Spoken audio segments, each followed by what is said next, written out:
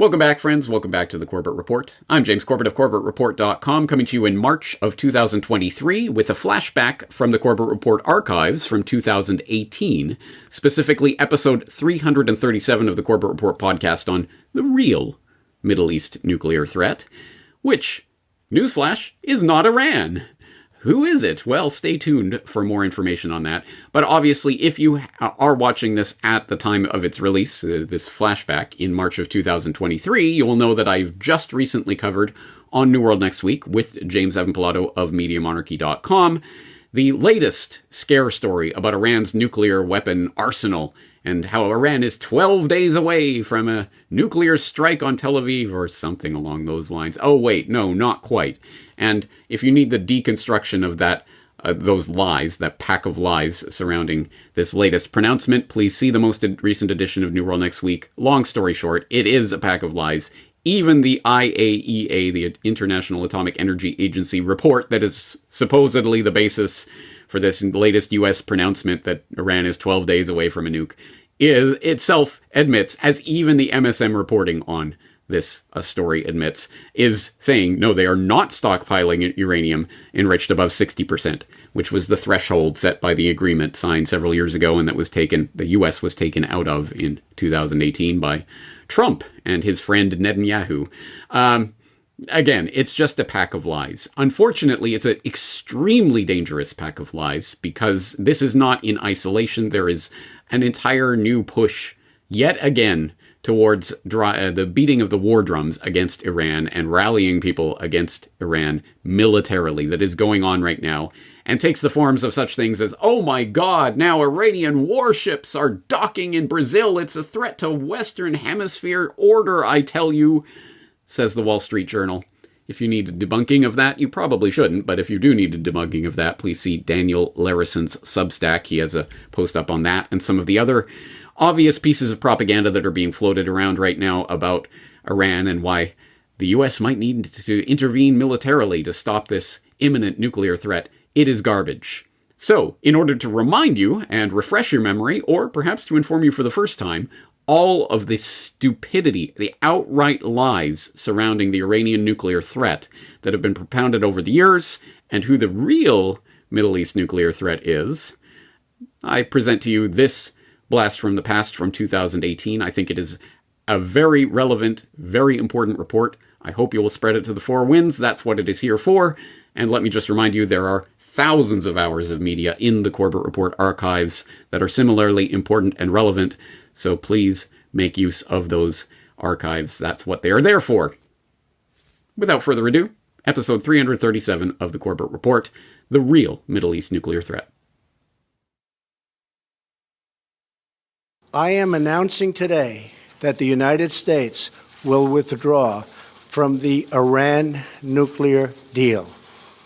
In a few moments, I will sign a presidential memorandum to begin reinstating U.S. nuclear sanctions on the Iranian regime. We will be instituting the highest level of economic sanction. When President Trump announced that the U.S. was going to decertify the Joint Comprehensive Plan of Action, better known as the 2015 Iran nuclear deal, and reinstitute sanctions on the country, one of the reasons he cited for that move was the presentation of new evidence from Israeli intelligence showing that the Iranians had lied about its nuclear program during the negotiation of that deal. Last week, Israel published intelligence documents, long concealed by Iran, conclusively showing the Iranian regime and its history of pursuing nuclear weapons. A few weeks ago, in a great intelligence achievement, Israel obtained 0.5 ton of the material inside these vaults. And here's what we got. 55,000 pages, another 55,000 files on 183 CDs. Everything you're about to see is an exact copy of the original Iranian material. Theatrical props and dramatic rhetoric aside, Israeli Prime Minister Benjamin Netanyahu's recent presentation on the Iranian nuclear deal, in fact, contained no new information. That Iran had explored a nuclear weapons program prior to 2003 has been known and admitted for years. That they have an archive of this information is not a violation of the Iranian nuclear deal completed in 2015. In fact, if anything, Netanyahu's presentation actually proved the exact opposite of what was intended. Namely, that Iran is abiding by the terms of that treaty and is not covertly pursuing any nuclear weapons activity. That's why they had to go back to 15-year-old information and present it as if it was something new and revelatory. But here's the real head-scratcher in this new round of propaganda over the Iranian nuclear non-threat. There is, in fact, a Middle Eastern nation that is, in fact, in control of a vast, undeclared stockpile of nuclear weapons. This nation does have the capability of deploying those weapons anywhere in the region. It is not a signatory to the Nuclear Non-Proliferation Treaty, and its arsenal has never been inspected by any international agency. But this nation is not Iran. It's Israel. This is the story of the real Middle East nuclear threat. You're watching the Corbett Report. Hand-wringing over Iran's nuclear program is nothing new. It became a mainstay of Western political discourse after an Iranian dissident revealed the Iranian government's plans for a uranium enrichment facility in Natanz in August 2002. But the surprising fact for Americans and others around the world who get their information from the corporate mainstream media is that Iran's pre-2003 nuclear weapons program has long been known and admitted. Since 2003, when the program was scrapped, not a single piece of evidence has been presented, not even by Netanyahu or the Israeli government, that the Iranian government ever pursued anything other than what it said it was pursuing, a nuclear energy program. Not that that fact has ever stopped Netanyahu from using any opportunity to use cartoon-level propaganda tactics to convince the world otherwise. In the case of Iran's nuclear plans to build a bomb, this bomb has to be filled with enough enriched uranium. And Iran has to go through 3 stages. The first stage, they have to enrich enough low-enriched uranium. The second stage, they have to enrich enough medium-enriched uranium. And the third stage and final stage, they have to enrich enough high-enriched uranium for the first bomb. Where's Iran? Iran's completed the first stage. Took them many years, but they completed it, and they're 70% of the way there.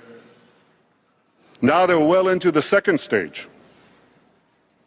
And by next spring, at most, by next summer, at current enrichment rates, they will have finished the medium enrichment and move on to the final stage. From there, it's only a few months, possibly a few weeks, before they get enough enriched uranium for the first bomb. Ladies and gentlemen, what I've told you now is not based on secret information. It's not based on military intelligence. It's based on the public reports of the International Atomic Energy Agency. Anybody could read them. They're online. So if these are the facts, and they are, where should a red line be drawn? A red line should be drawn right here.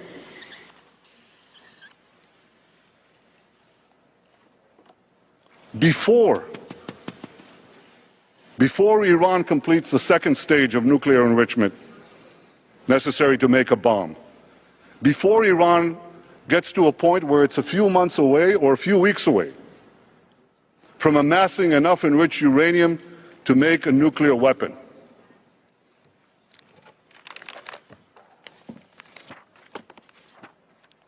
Now, each day that point is getting closer. And that's why I speak today with such a sense of urgency. Of course, Iran was not pursuing nuclear weapons, and Netanyahu's Wile E. Coyote bomb and red line warnings bore no greater semblance to reality than the cartoon propaganda surrounding Saddam's weapons of mass destruction. Not only did the IAEA repeatedly confirm that Iran never diverted any nuclear material into any military program, but even the US intelligence community itself conceded that Iran was not trying to build a nuclear bomb. Most remarkable of all was Mossad's own assessment that Iran was not performing the activity necessary to produce weapons. As I detailed earlier this year in We Need to Talk About the Iran Protests, fear-mongering over Iran's non-existent nuclear weapons program was the basis for an extraordinary series of measures against the country in recent decades. These measures include Nitro Zeus, a full-scale military cyber attack against Iran, the best-known element of which was Stuxnet, the military-grade cyber weapon co-developed by the United States and Israel that specifically targeted Iran's nuclear enrichment facility at Natanz. Iran's non-existent nuclear program also provided the pretext for sanctions aimed at crippling the country's economy, including the delisting of Iranian banks from the SWIFT network, connecting the world's financial institutions. The fearmongers even went so far as to plant evidence of nuclear weapons involvement on Iran to further justify these attacks. But the great irony is that there really is a nuclear-armed nation in the Middle East. It is not a signatory to the Nuclear Non-Proliferation Treaty. It does not allow inspections of its arsenal. It does not even officially acknowledge its stockpile of nuclear weapons. It has even resisted the push for an international treaty recognizing a nuclear-free zone in the Middle East. And that country is Israel. Sometimes ranked as the world's sixth largest nuclear superpower, Israel actively pursued a nuclear program from the time of its inception as a state in 1948. By the late 1950s, they had begun building a reactor and reprocessing plant at Dimona with British and French aid, and by 1967, a classified CIA report estimated that Israel would be capable of producing a nuclear warhead in 6 to 8 weeks. Shortly thereafter, it is believed, Israel began producing and stockpiling a nuclear arsenal. It was the young Shimon Peres back in the 50s who negotiated a secret deal with the French to buy a nuclear weapons reactor like theirs. But while Dimona was going up, intelligence reports reached Washington that Israel was building an atom bomb. Despite claims that Dimona was for peaceful purposes only, Israel's leader Ben-Gurion was summoned to Washington. President Kennedy feared an arms race in the Middle East and demanded inspections. But when inspectors finally entered the plant in May 1961, they were tricked. They were shown a fake control room on the ground floor. They were unaware of the 6 floors below where the plutonium was made.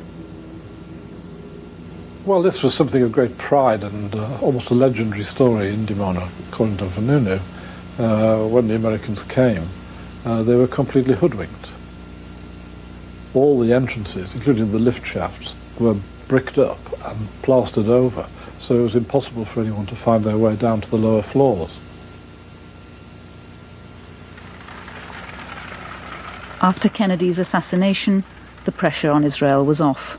His successor, Lyndon Johnson, turned a blind eye. Then, in 1969, Israel's Golda Meir and Richard Nixon struck a deal renewed by every president to this day.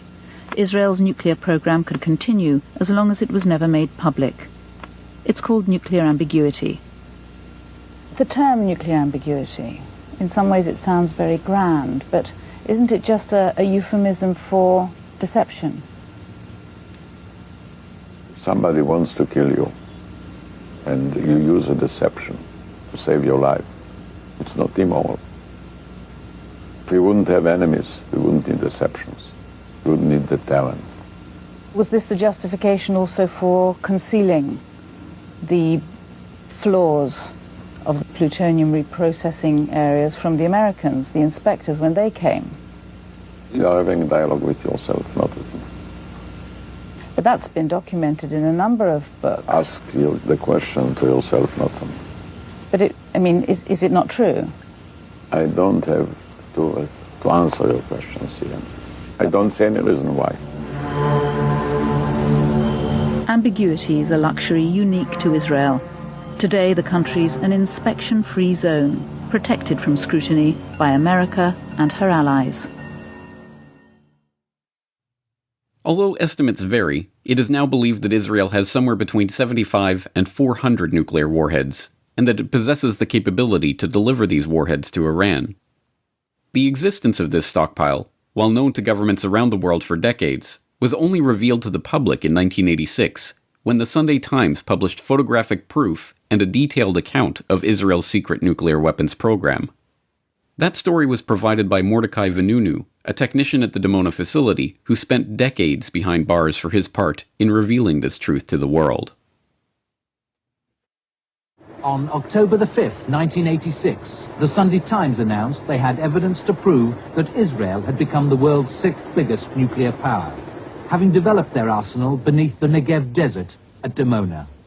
Photographs like this were given to the Sunday Times by a former technician at Dimona, Mordechai Vanunu. Mordechai Vanunu's family, Moroccan Jews, settled in the Negev in the early 60s, inspired by the idea of being a part of Israel. Vanunu did national service in the army. Then, while he worked at Dimona, he began studying philosophy. He became active in student politics. He opposed Israel's invasion of Lebanon. Vanunu came to believe that Israel's nuclear development program was immoral. He left Dimona, and eventually Israel itself. Vanunu arrived in Sydney armed with photographs he'd taken inside Dimona.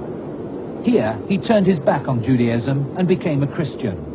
He met Oscar Guerrero, a Colombian journalist who urged him to sell his secrets to the Sunday Times. His evidence was processed at a local photo shop. Vanunu talked openly about what he'd done. It's said that by the time Vanunu arrived in London on September the 12th, 1986, Australian intelligence had already alerted MI6 and the CIA. And Mossad, Israeli intelligence, had already begun questioning his family in Israel. The Sunday Times disguised their informant and moved him from place to place for protection.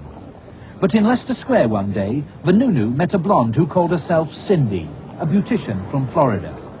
Meanwhile, Oscar Guerrero, eager to profit from what he knew, turned to the Sunday Mirror. Vanunu's photograph appeared on page 1. Vanunu began to despair.